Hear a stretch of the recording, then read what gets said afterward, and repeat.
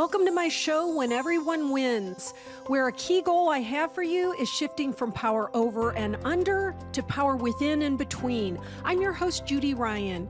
In each episode, I'll share my knowledge from decades in workplace culture transformation and leadership development as the founder and CEO of LifeWork Systems. I'll help you build trust and emotional and social intelligence. My show, When Everyone Wins, is about creating a life you love and helping others do the same. Hello, everyone, and welcome to my show. I'm very excited. I'm going to be interviewing two of my favorite colleagues and friends, Don White and Sannette Coetzee. I always have a hard time with your last name, Sannette. Sorry about that. But we have a really great show for you about why Agile fails and what you can do about it through culture evolution. So let me just tell you a little bit about my guests. Don White is the founder and CEO of Agility Science, LLC. This company is one that helps organizations improve their business agility, their software quality assurance, and the effectiveness of their Agile and digital transformation projects. As an Agile consultant and coach with many Agile and Lean certifications, Don has worked with a variety of companies, including a Fortune 10 company, to identify measurable outcomes and help them grow emotional and social intelligence. Don, we really need that these days, don't we? Yeah, so that absolutely. workplace culture becomes Agile compatible. Don is also a DevOps Institute ambassador and a strategic partner with my company, LifeWork Systems, where he's a certified CultureEX specialist, able to provide oversight consulting to organizations that are in need of culture improvements. Don also spends time working in renewable energy projects that meet his passion to favorably impact climate change. Welcome, Don. Well, and thank you for having me, Judy. I'm looking forward to this exciting kickoff show. Yes, yes. Can't have a better group than you guys. Let me also introduce you to tech CEO and culture transformation expert, Sannette Coetzee, who has spent over 23 years leading large-scale transformations at companies like Visa and PayPal. As the founder of Agile, she helps businesses scale sustainably by fostering responsibility-based cultures that unlock potential and drive operational excellence. Beyond corporate consulting, Sannette is a visionary behind the Goddess Playground, a community and lifestyle platform supporting women through personal and professional growth. Her work empowers women to navigate life transitions, master their businesses, and step into their power. And Sannette, I definitely feel that from you, and even in our relationship. Sannette is embracing the future of work by integrating AI and XR technologies to revolutionize collaboration and productivity. And like Don, Sannette is also a strategic partner with LifeWork Systems and a certified CultureEX specialist, able to provide oversight consulting to organizations in need of culture transformation. Wow, you guys have done a lot, and you should be very proud of yourselves. And it's really fun for me to be able to ask you questions today so that I can learn even more about all of the things that you've been through. So what I would like to just start with is that I was doing a little bit of research on where things are with Agile transformations, even now still, because I had studied it a little bit in the past. And according to a lot of different studies, Agile transformations fail at a very alarming rate, with somewhere between anywhere from 47% to 70%, but most of the data cites 70% that don't achieve successful implementations.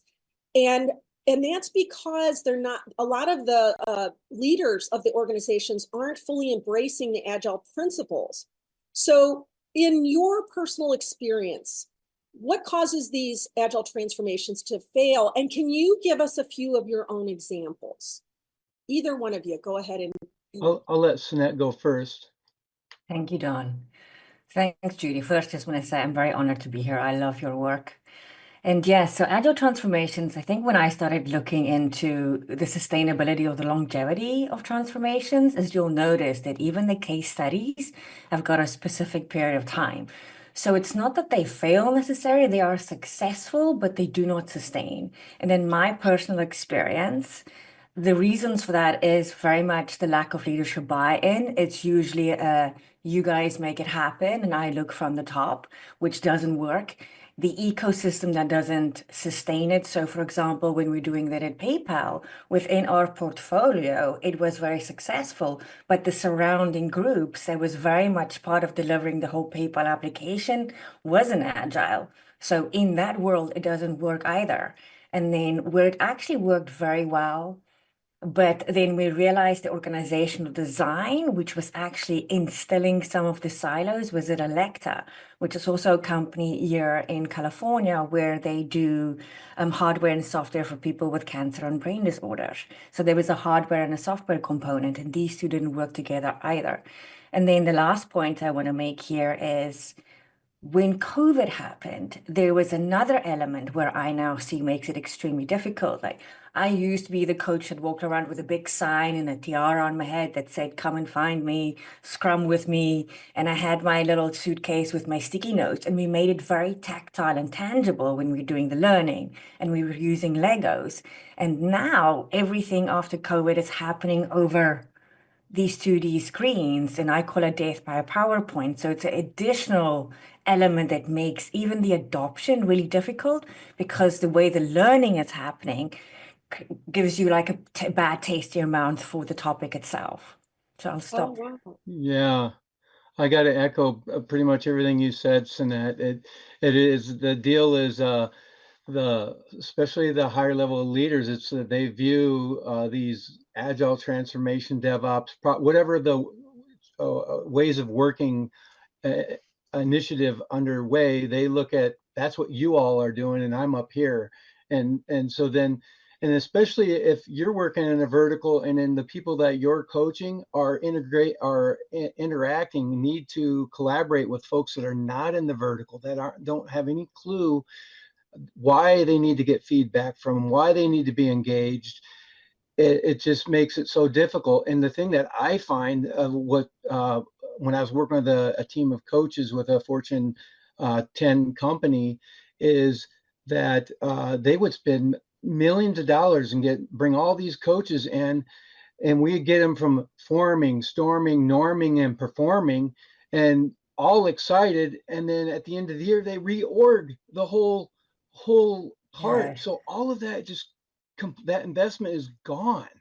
I mean, Yeah. completely gone because all those people are scattered all over, and you got to start that forming, storming. That's a huge amount of value that is being lost in organizations all over the world who don't get it. They're not aligned. With LifeWork Systems, alignment is a real big, everyone's aligned on purpose.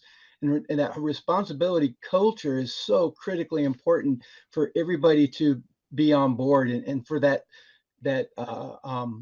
new ways of working to be sustained. It's so interesting that you're both saying that particular situation because I hear that from a lot of different agile practitioners, and it's kind of representative of the hierarchy that is Yeah, conventional, and yet agile is not conventional. It's a new way of operating in a shared power kind of way, and yet when not having the buy-in and the understanding of the executive team or the senior leaders, I can see where that would really make it difficult for you to create something sustainable over time or create something consistent. Did you find that it was because you didn't recognize that going in, or that the agile community just doesn't recognize that going in, that's a problem waiting to happen because we're not insisting that all levels are participating? do you want to go first, Sannette? You do, Don. It's alternate. um I actually, for me, it was a rude awakening, to be honest with you. I didn't really think of it until, because before I got into this big Fortune 10 company, I was with small organizations. So I was able to have interactions with the CEO and the president. And so we could align. But the bigger the organization, the more verticals you have and the more likelihood of people not being aligned. That's my experience. It has to do with the larger organizations are the ones that you're more likely going to have that encounter that. Yeah. Sannette, what are your thoughts? That, but slightly different as well, because I was last year in November, I was asked to go speak at Agile DevOps, and it was about the transformation at Visa. And it was the largest one in North America in the last 3 years. We had 35 coaches on the team, it was 10,000 people. It was a massive effort of 12 months, with 18 months before that running a lot of experiments. And yes, the size was one thing, but I think the other thing that I've realized when I put my talk together, and I was already halfway through the CultureEX work, was it was the behavior of the people and our inability to come together, and realizing that some of the things that I found challenging, like one person speaking up in a meeting of 20, a meeting before the meeting, 5 meetings that needing to happen to make a decision, leadership says one thing and then they don't back it up, or they just don't show up. Not having the tools at that point to bring people to the table and address these is the thing that really felt for me as the realization of, if we could address that, bringing people to the table. Because what I then realized is all of these behaviors meant there was very little alignment and trust, which meant there was low engagement, which I now know is something we should have addressed first, because then we would have had the Yeah. tools to actually address how we need to come to the table. Yeah, and we're going to be going to a short break here in a minute, but I do want to, when we come back, I want to talk about how I think when people rise to the executive levels, they have more fear about something new than many of them are consciously aware of. And we know that because we insist that they're part of the whole program, so that there is that the breakdown of those artificial levels. But there's that fear of, I don't want to look like a newbie because I've risen to the top and I don't want to lose any of my reputation as kind of the knower, the keeper of the Yeah. knowledge. So when we come back, let's talk a little bit more about that. And I've got some other good questions for you.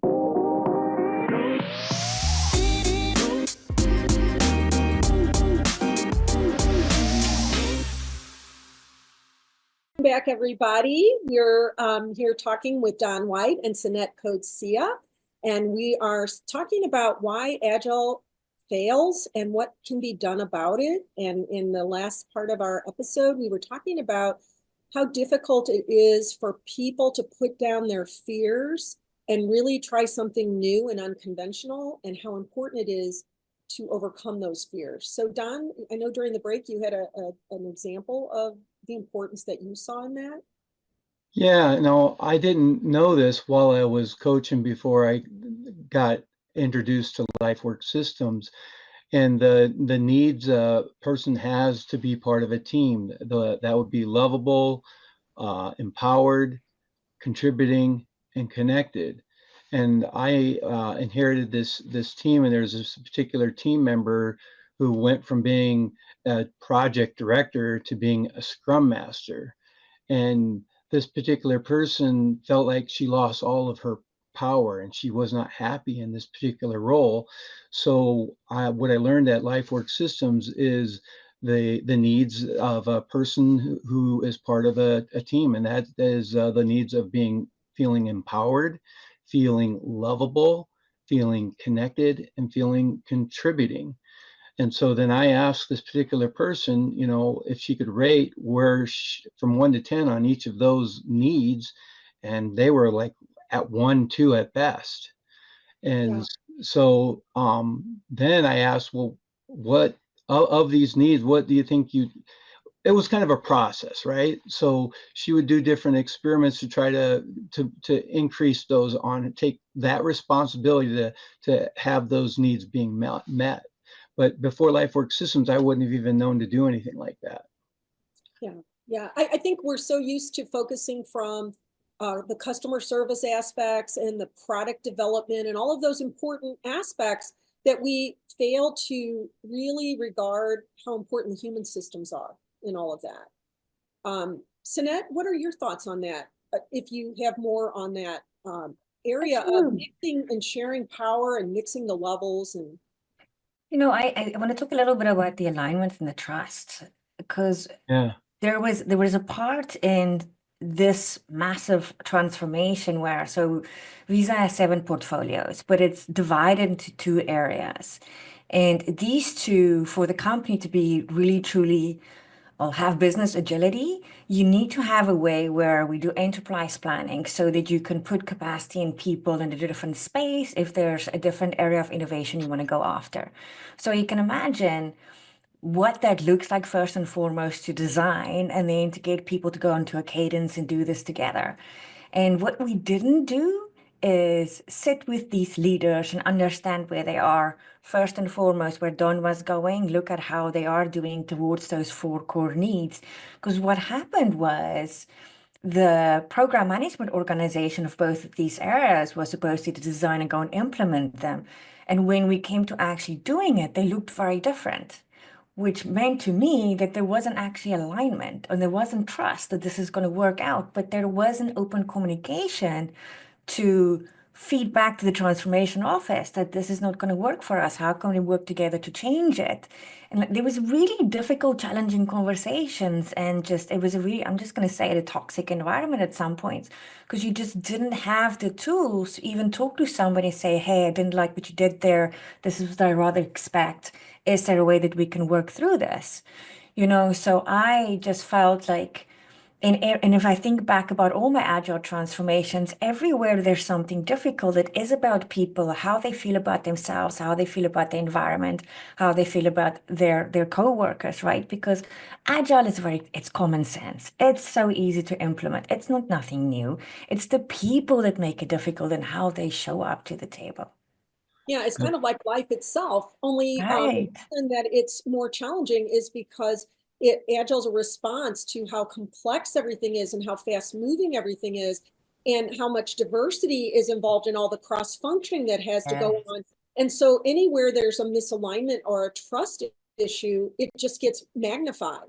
And then I think if the environment doesn't have the right supports and the right common terms and processes around the human systems, not around the Yes. agile systems, Yeah. then people start defaulting to being in struggle and going into their silos and not Exactly. really having effective communications with each other. In fact, one of the things that I was studying about, what causes agile transformations to succeed is I'm going to read this from one of my searches.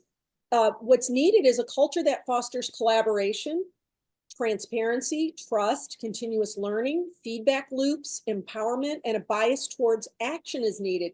Um, Only then do teams feel comfortable taking ownership, making decisions, and adapting quickly to changing circumstances. Essentially, a culture that prioritizes flexibility and continuous improvement over rigid hierarchies and strict controls. I mean, Mhm. it sounds like we Yeah. wrote that. It sounds like LifeWork E- Systems wrote that. Exactly. Well, and here's something that I've been thinking about on that as well is when the hierarchy looks at these frameworks that are being rolled out into their organization, their roles are not in those frameworks. So they're immediately going to be thinking that they're losing their what am I going to do? And so Yeah. they're immediately at a distrust in that distrustful standpoint, and they're they can be likely to sabotage the effort because they're wondering what's going to happen to me. And Yes. so that I think that's something to talk about as well. Yeah, they can't imagine where their place is anymore. Yeah. Um, and that kind of leads a little bit to something that I don't know if you guys want to talk about with me, but the whole idea of what kind of culture is needed. Because a lot of times I don't even think organizations that are adopting Agile really consider what kind of culture fits with that. What kind of culture does create that flexibility, that agility of the human being to be able to lead or follow as they need to be able to have a ton of critical thinking skills, a ton of ways that they are being both free but also super responsible. And actually, if the executives really understood that the transformation is an upgrade in human systems, they would not be afraid of loss of status. They would be like, oh my God, this is going to be a bigger challenge, but it's going to be so rewarding and I'm going to feel so fulfilled to be able to take a whole community and upgrade them to that level of collaboration and responsibility. So what are your thoughts on that, you guys? Because you kind of know both sides of it. You know the CultureEX and you know what is missing. Well, Sannette, go ahead. I want to add that, when I started doing the transformation, the large one at Rees, I was so excited because we had change management agents that was taught in Edgar, etc. So I was like, oh yes, here is the final piece that was missing. This is going to be amazing.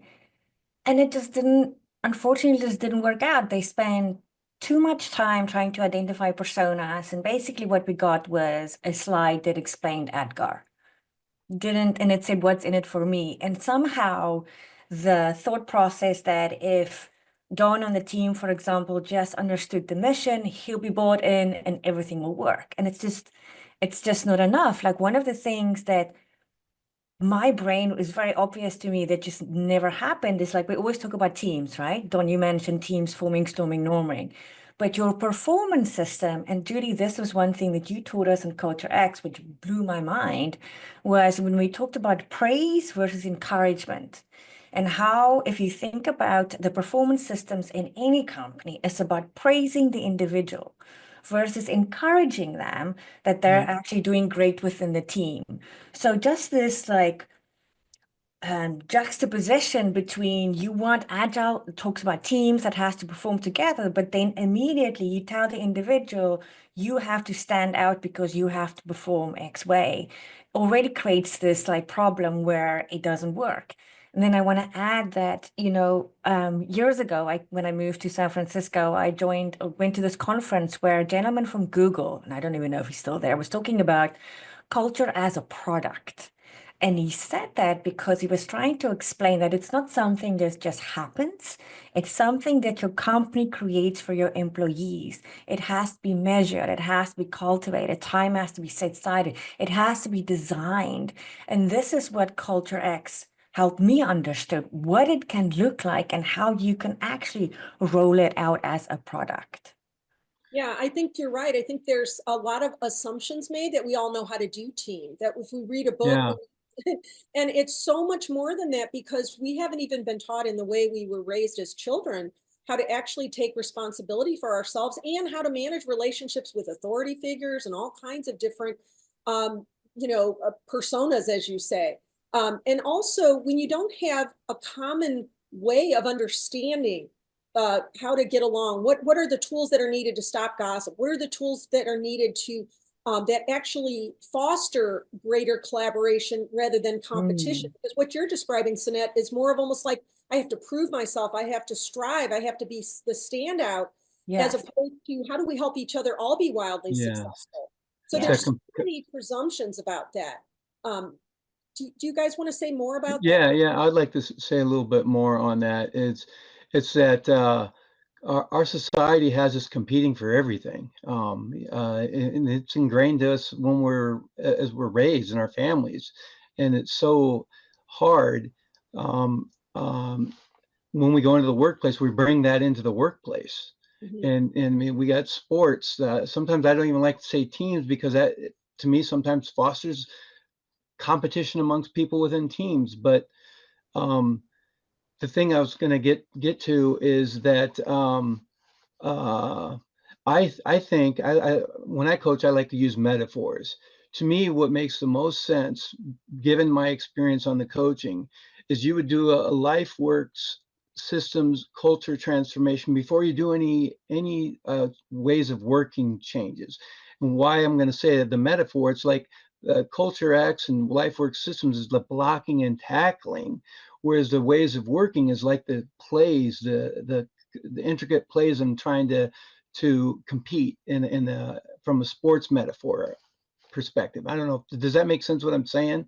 Think so. So Don, to explain that further, what would you do differently now that you didn't know before you knew CultureEX? Like how would that tackling be different now? Well, first off, number one thing I would do if I had another engagement is I would assess the current state of the culture. I would do that culture assessment. I'm not saying the exact right term. What's it called, Judy? Culture wellness assessment. The culture wellness assessment. And that gives you that comprehensive view of the current state of that culture. And then we, as a CultureEX folks, we would look at that. You, Judy, would look at that and help the folks in the organization figure out where to go from there? What's the next steps? And what kind of practices do they actually have, and what kind of Yeah. practices are missing, and what kind of challenges they're facing, and that sort of thing. Yeah, 2 years I think a ago lot of when I people are just, they're so in the culture, they don't really have it, they haven't really stepped out of it. And what I find is that when people don't look at the culture itself, then they're prone to blame each other, as opposed yeah. to what system, if it were put in place, would fix this. How about you, Yeah, and Sannette? so I tell you, when I took that assessment 2 or 3 years ago, my mind was blown. There's so many things I learned just taking that survey Yeah. about things that were missing in all those coaching engagements that I had up until that point in time.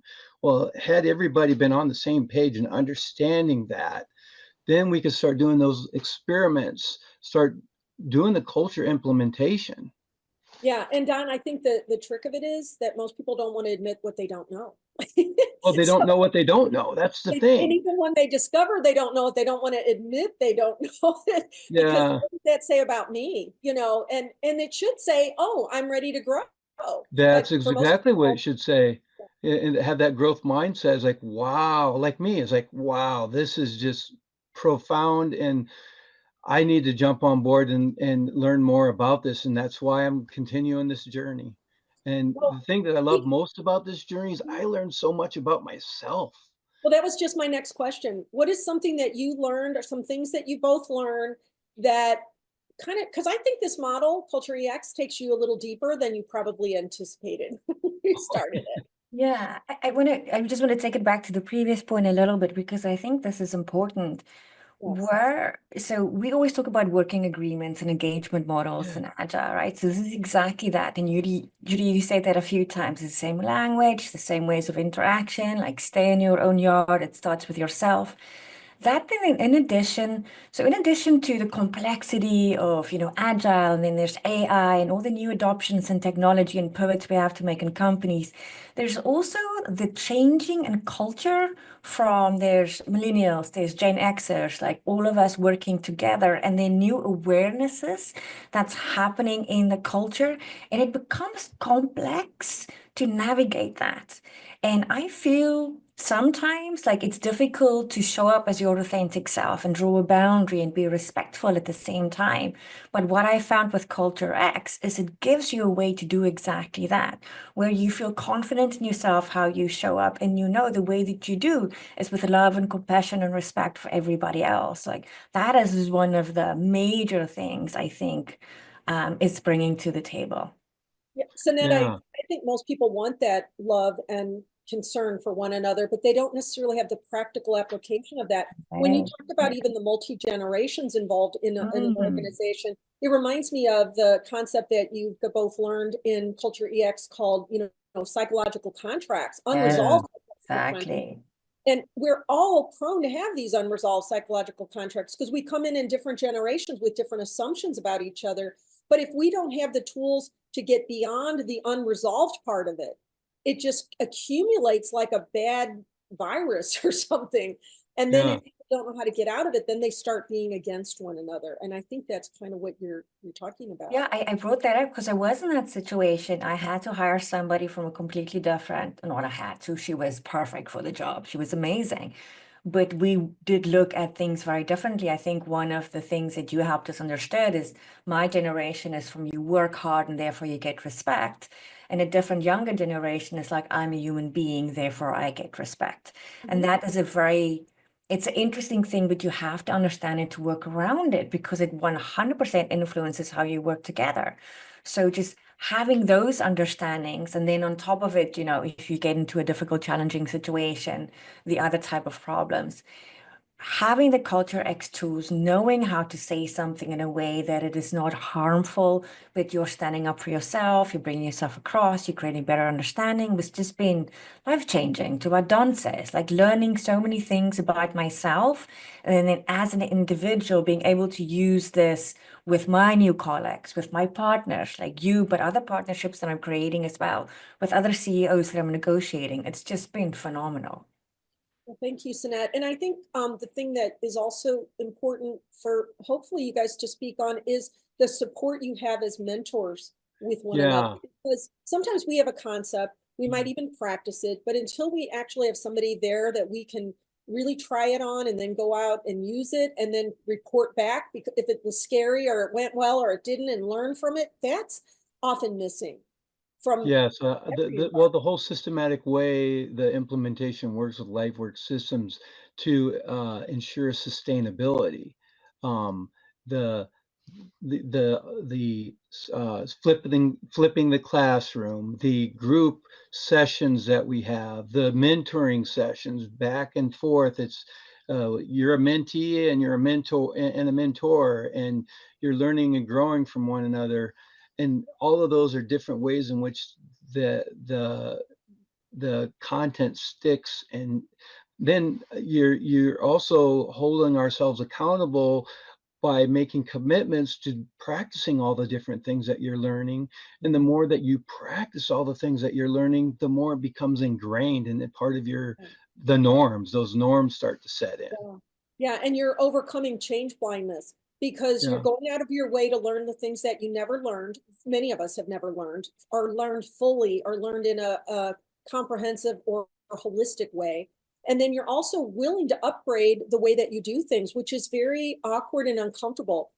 I think most people would rather keep doing what they're doing, even though they know it's destructive, than go out Yeah. of their way to try something new on. So I Yeah. guess maybe speak to a little bit of the courage it takes to go through that kind of a change process. I have a story that I like to tell. So as you both know, so I was in South Africa for the last 2 months because my mom was going through some illnesses, and her state of mind during the illness was challenging. Like she would lash out at anybody around her, and it was just so serendipitous. Like we did the class, or so these people would do the class and record it very kindly for me because the time zone didn't line up, and then I would watch it. And the night before I watched the first session we had about redirecting misbehavior, I sat there with my brother and we were asking the question, what are we going to do? Like, it's just so hard to be around her. We love her so much, but ooh, it's like the way we would describe it. And, apologies, South Africans are very blunt. It's like somebody's like shoving you as you're walking past them, just like, cutting at you. And I watched the lesson on redirecting misbehavior, and I had a tool, and I used it with her, and it was really scary. But we were at our wits' end, and I can't be here for another 4 weeks or 6 weeks in this environment. It's horrible for everybody. And I tried one of the tools, and it really changed everything. Like I realized she wasn't feeling empowered. We were, putting her in a little box, and I apologized, and we spoke about it, and we had a great conversation, and it really started changing her mood from that point. So I can't say enough how grateful I am for this work. Like even in that situation, it was just, fantastic, and it changed everything. Well, and I Well, think and what to go off a little bit metaphysical or spiritual, it kind of reminds me of your goddess work because when we are willing to learn and grow, it seems like source just shows up with the answers for us, but we have to be open to that change process in order for those new tools to show up for us. So bravo to you that you were in South Africa under really difficult conditions and you still had that commitment to go through the training and the mentoring and yeah. all the things that you participated in when that was a totally different time zone and then had that beautiful story to share. So thank you. And And the fact that Sannette is sharing that story, that's another thing that's just so profoundly amazing about LifeWork Systems. It's not just applicable in the workplace, it's so applicable in everyday life at home. My relationship to my home is so much better because of LifeWork Systems.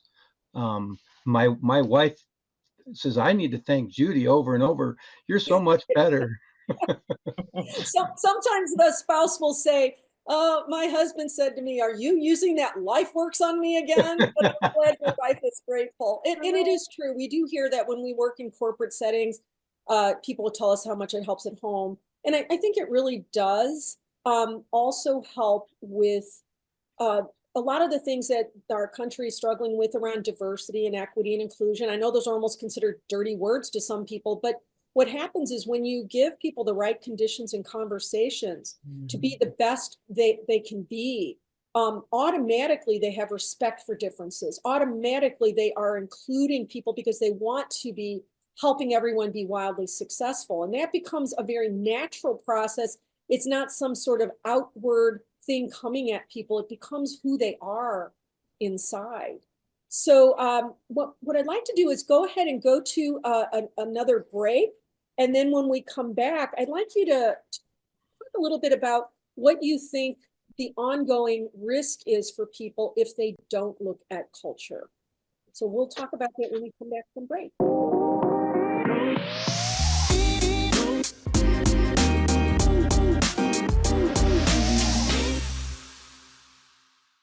Welcome back, everybody.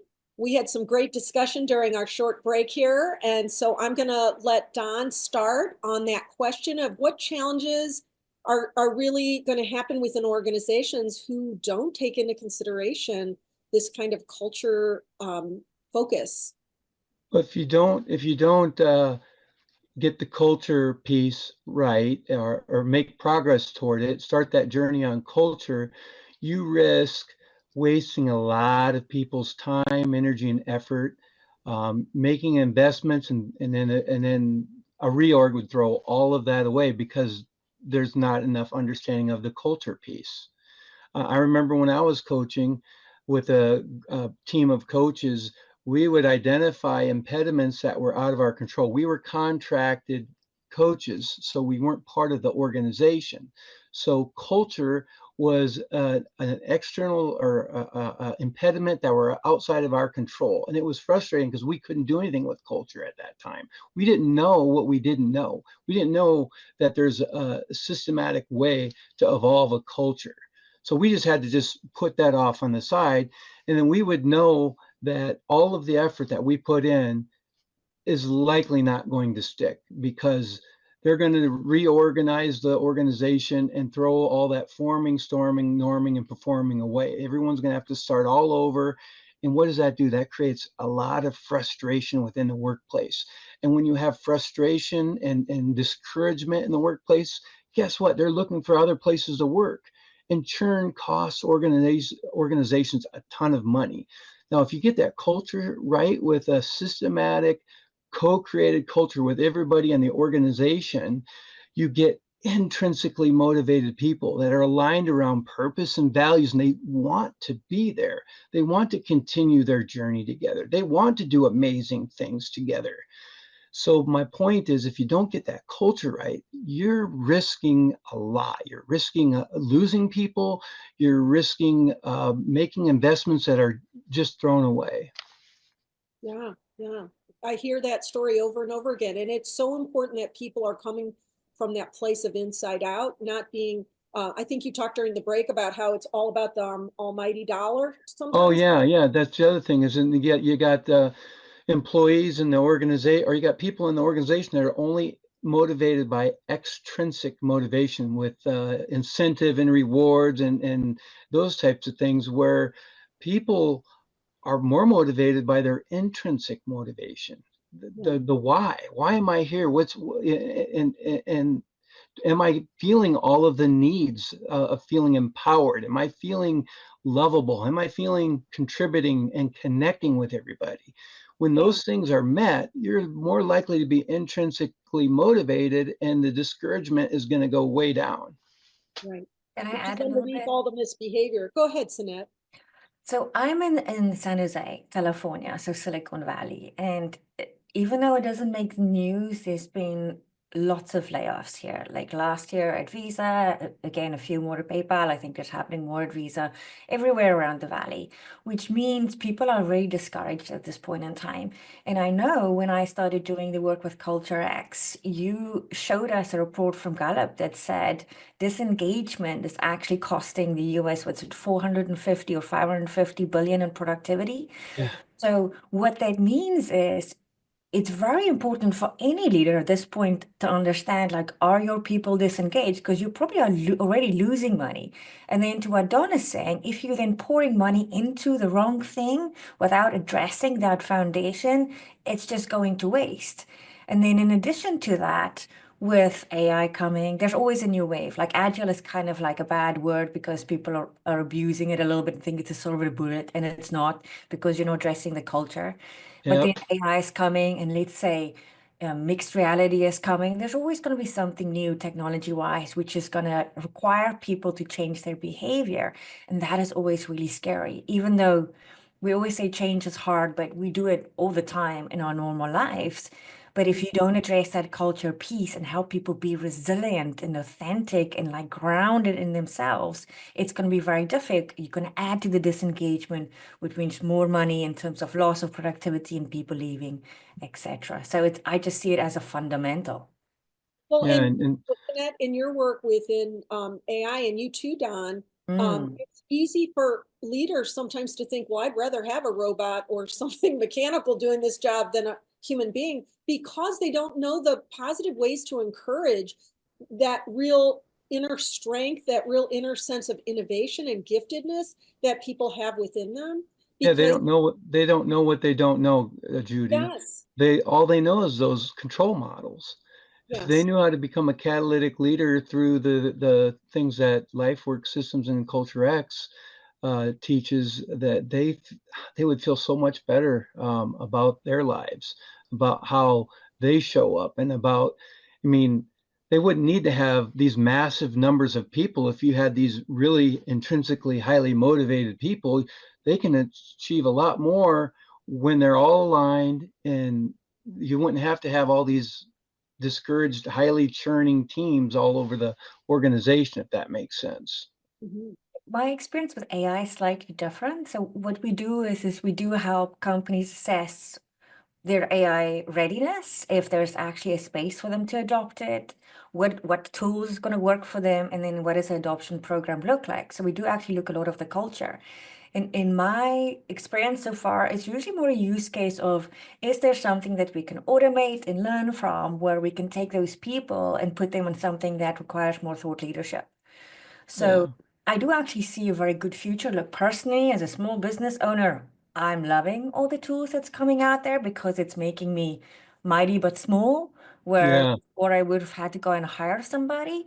But I do see the cultural piece that, and that's where I think what differentiates my company from other companies is we look at how are the people going to use the tools, and then what does the behavior need to change, and what is the consideration around privacy and ethics and all those kind of pieces versus just installing the tool and then, figure it out. yeah, Yes, just like Agile, AI, really any tool, any new system, any new way of doing things is as good as the intentions behind it. And Exactly. so yeah, if we create it so that purpose and principles and people are Yeah. come before profit, it doesn't mean profit doesn't matter. It's that profit Mm-hmm. comes through a totally different mechanism. And then all of those tools are put in play in a way that enhances human beings as opposed to making them feel. I mean, I've yeah, heard people say in retail business, oh, I don't want to be on the front line because I don't like people, and that's a sad commentary on our core human systems that people don't like people. And yet you hear that spoken and you see it unspoken a lot of the time. And that's one of the things that you all have entered into with me when you went through the CultureEX certification is the mission to create a world in which all people love their lives, which is why Mm-hmm. this show is called When Everyone Wins. Because if we don't hold that as the highest intention for everything, those kinds of purposes, then people become almost irrelevant to the equation. And that's well, the last thing that we need in business and in life. Go ahead, Don. and to the point on AI, as more and more organizations are adopting it, it's the organizations that can uh, figure out how to make it very human, make it very have a stronger connection with the people who they're delivering their solutions to, and then having people within the organization who are intrinsically motivated to have those connection with their customers. That's what's going to be the organizations that are going to stick out in the marketplace. Yeah.